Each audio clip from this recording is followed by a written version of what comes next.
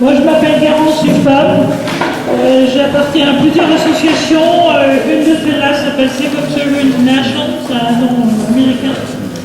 On est basé en Suisse et en France. Et j'ai fait avec Armando Di Negri, que vous connaissez tous, ce petit journal. Si vous ne l'avez pas vu, il est en français, anglais et portugais. Et ce n'est qu'un début. L'idée, c'est d'établir une veille internationale pour savoir comment opèrent nos ennemis et comment on peut essayer ensemble de bâtir un mouvement afin de défendre la protection sociale dans nos pays quand elle existe et d'être sûr qu'elle soit établie sur des bons principes lorsqu'ils ne l'ont pas encore dans les pays. Je voudrais rappeler deux choses. Notre collègue ici du Portugal, député du Portugal, a parlé du problème qu'avec la Troïka, je ne sais pas combien vous savez ce qu'est la Troïka, la Banque centrale européenne, le Fonds monétaire international et la Commission européenne de Bruxelles qui décide pour tous nos pays qui sont dans l'Union européenne, mais pas la Turquie. La Turquie n'est pas encore dans l'Union européenne.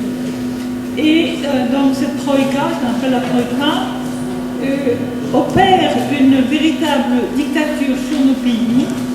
Il y a une chose que Madame a dit qui je trouvais particulièrement intéressante, c'était la dette utilisée comme une excuse.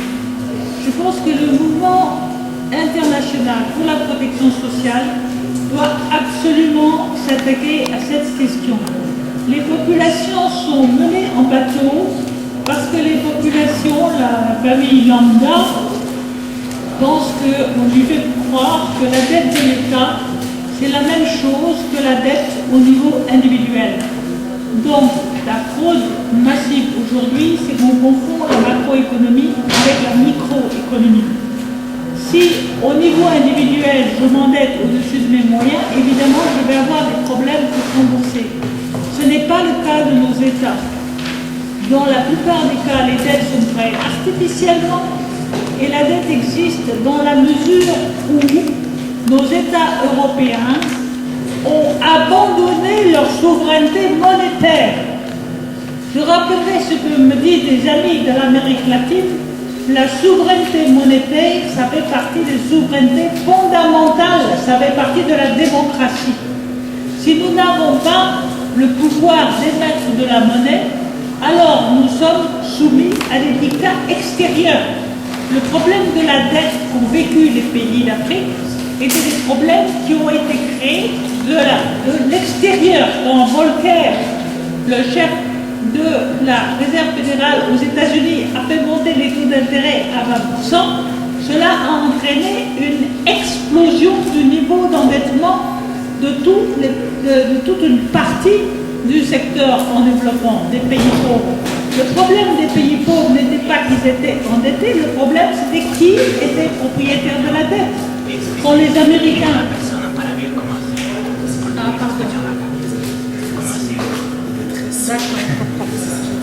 Un des premiers actes d'une révolution, comme la révolution américaine avec Hamilton, a été d'annuler la dette que les nouveaux États unis d'Amérique devaient à l'Angleterre.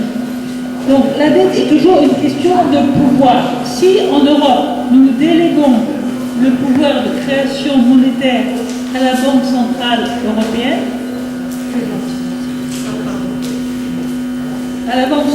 européenne, à ce moment-là, nous éliminons la possibilité de financer notre industrie, nos salariés, nos services publics, nos services de santé. Parce que la fraude qu'on nous fait croire, c'est que comme si l'argent venait de la banque. Je suis désolée, mais si vous êtes multimilliardaire sur une île déserte et qu'il n'y a rien sur l'île déserte, vous allez crever de faim. Ce n'est pas l'argent qui vient d'abord, c'est le travail humain qui crée la richesse. C'est quelque chose d'important à comprendre. En fait, ils sont mauvais.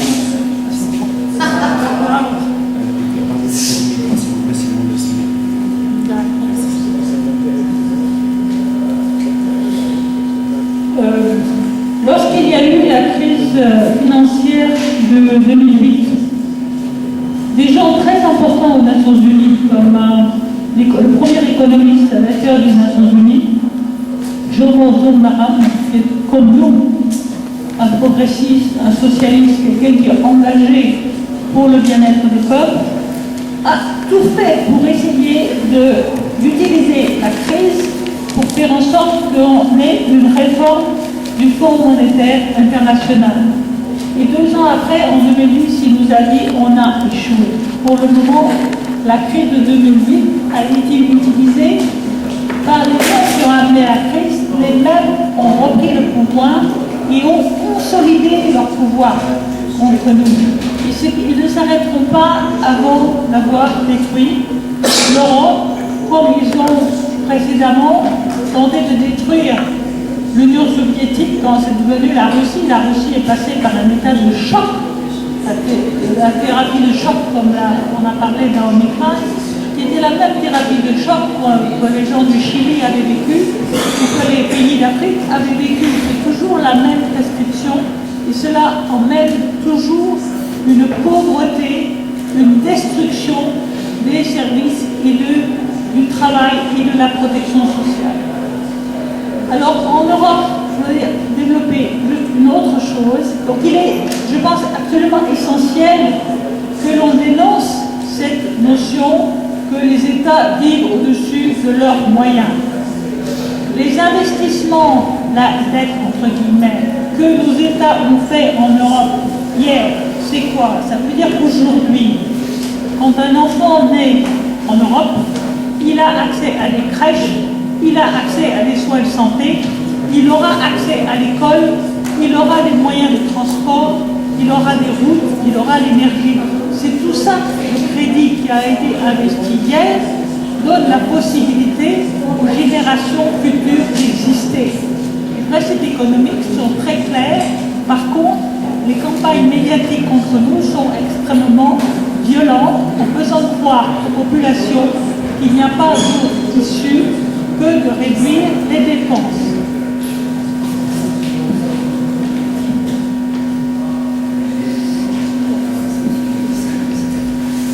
Alors, une autre chose que je voudrais dire, c'est qu'aujourd'hui, Ferit Aksu, notre ami de Turquie, a développé la nécessité de faire un mouvement où les médecins et les patients actuels ou potentiels, les patients soient unis. Il y a une loi qui vient de passer dans l'Union européenne cette année. Je ne sais pas s'il est encore actif, dans tous les cas, j'ai entendu, elle a été annoncée par un représentant de la commission de Bruxelles à une conférence à Paris il y a 2 mois. C'est que dans l'Union européenne, maintenant, il y aura la liberté totale d'un patient d'aller chercher des soins de santé là où il veut. Alors cette loi est présentée comme étant dans l'intérêt des patients. Et il faut faire très attention parce que en fait cette loi est faite pour détruire plus avant les systèmes de santé et faire en sorte que les patients et les médecins, infirmiers, soient les uns contre les autres. Pourquoi? Parce qu'en Europe, vous avez des différentiels de salaire qui vont de 1 à 3. Donc effectivement, si vous pouvez prendre un avion et aller vous faire soigner les dents, comme on a tendance à faire maintenant en Bulgarie, comme en France, enfin dans un pays plutôt de l'Union européenne, vous allez payer le quart du soin de ce que vous payeriez si vous étiez chez vous. Alors évidemment, ça entraîne une réduction des dépenses au niveau national.